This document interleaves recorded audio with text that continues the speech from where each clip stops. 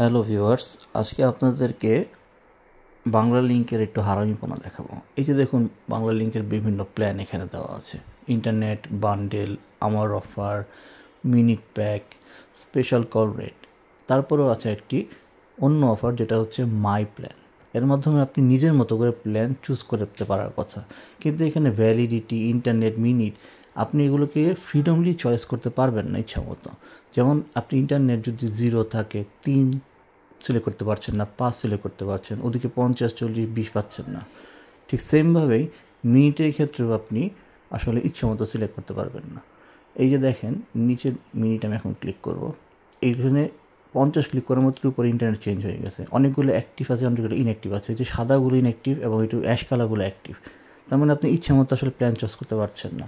তাহলে আমার কথা হচ্ছে, যদি ইচ্ছা মতোই প্ল্যান চুজ করতে না পারেন, তাহলে এটাকে মাই প্ল্যান বলার অর্থটা কী, এটা একটু ভেবে দেখবেন।